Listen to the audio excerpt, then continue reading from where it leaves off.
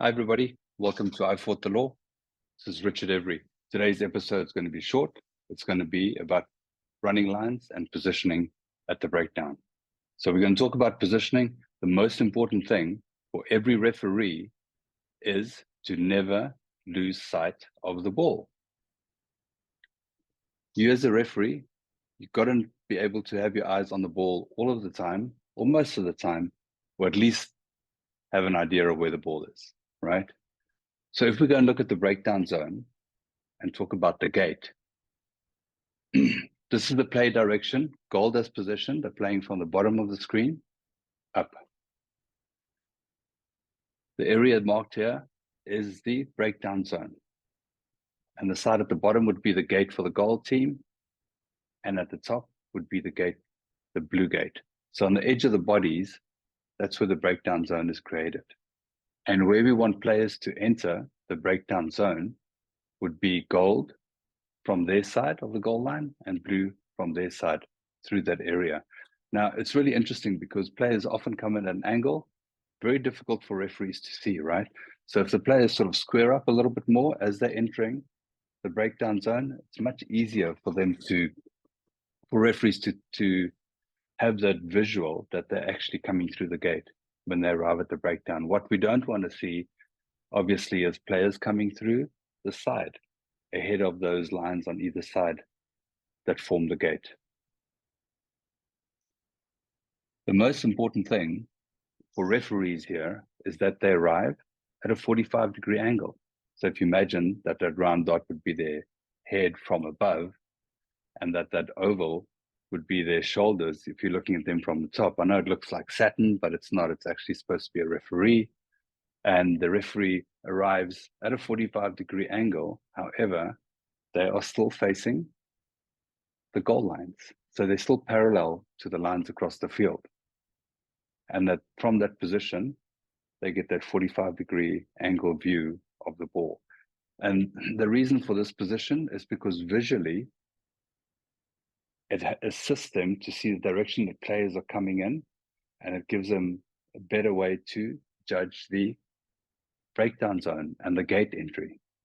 And if they can arrive at the breakdowns consistently from that position, then they're giving the players an opportunity to be consistent at the breakdown, right? So that their decisions are more or less the same and the same for both teams. Now, if the referee arrives, or what the referee can see from here is also players rolling away and not impacting ball delivery because they have eyes on the ball. If they arrive square on, as you can see there, and looking at the breakdown from that direction, that they can't always see the ball. They can't see if tacklers are impacting ball delivery. They can't see, all the arriving players are happening like this in front of them, which is very difficult for them to judge the area, the breakdown zone, and the gates. So you'll find if you arrive square on, referees become a lot more inconsistent and they can't always see what is going on. And it means that they guess a lot more. You might have noticed it in some of the games that you watch. But you'll see now if referees arrive at a 45-degree angle, much more consistent. And they're giving, they're creating much better standards for the players to play. So we're going to look at Australian referee Angus Gardner at his running lines, which is probably the best in the business right now. He's most occasions at a 45-degree angle, arrives at a 45-degree angle, is always facing the back lines, able to manage them, never drops through the defensive line, and always arriving at that angle. And most of the time is doing ball in line running, which assists him to be in a better position to make good decisions. Also, we're going to look at his communication. So we're talking about his body language, the way he manages players with his presence, and just moving his arms and pointing, and then only speaking when he needs to speak.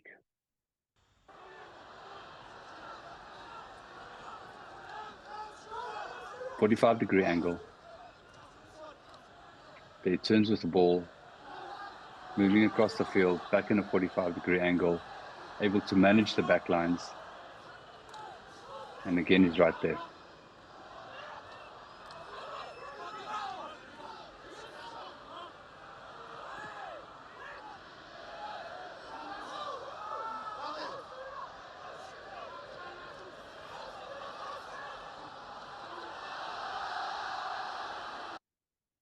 So this is an interesting one. And if we just take it back a little bit here, you'll see that there's a much deeper pass.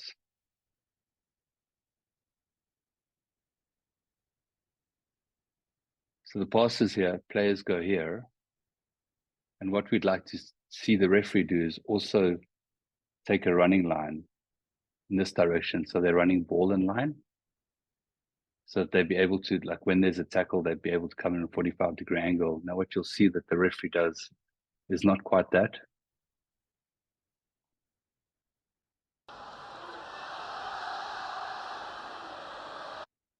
So the referee's just moved straight across.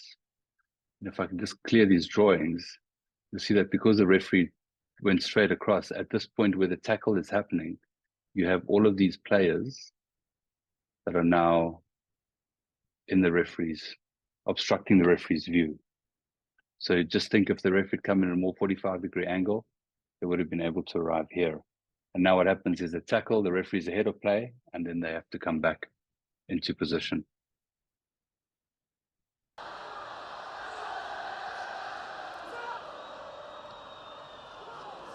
Doesn't happen very often with this referee. Minimal communication.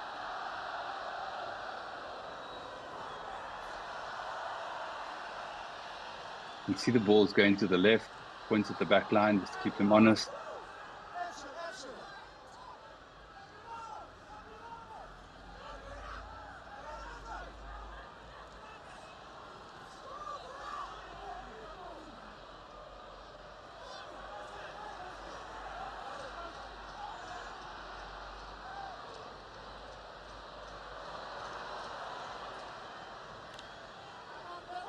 So the ball's turned over, Black has got the ball. Stay back.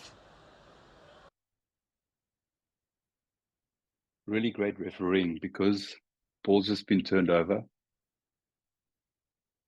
White has now lost possession. And, you know, they might be pushing the boundaries a little bit at this point. So all the referee does, gets in position, uses verbal communication and his arms, and he goes push back. So even though he doesn't necessarily need to do it at that point because the players are on side, he's doing it just to make sure it keeps everybody honest. So just in their mindset, they know that they've got to remain on side. It's really, really, really good refereeing.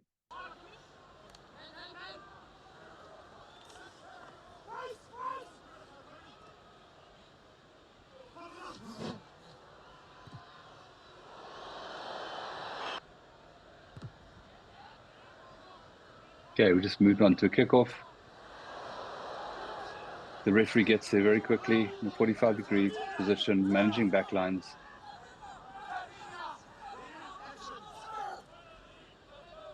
Didn't even use verbal communication, just move forward, his presence, move players back. He communicated verbally to the team in white when they were in front of the kicker.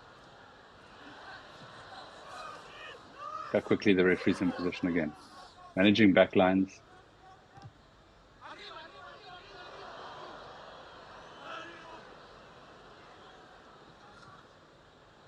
Notice the referee does not communicate when he doesn't need to. And this is really good.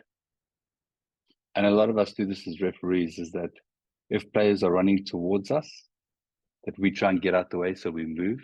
The best thing to do always is what the referee does here, is just stand still and the player runs around them.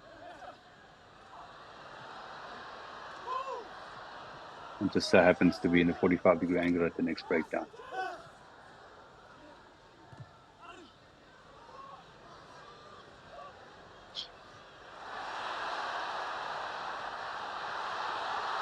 Always with play, up with play, at the breakdown. So when there is a turnover and the referee does make a decision, players look up, the referee's right there, which gives a lot more credibility to the referee's decision. So just to wrap this up, ball in line running, keep your shoulders always squared to the goal lines, 45-degree angle, you arrive at the breakdowns. Ball in line running helps you with that. It does take a little bit more work, but as referees, that's what we do. We want to make better decisions for the game and elevate the game And that's how we become better referees, is by putting in that extra effort to make better decisions. Thank you very much. Please remember to subscribe, share it with friends. We'll see you again soon.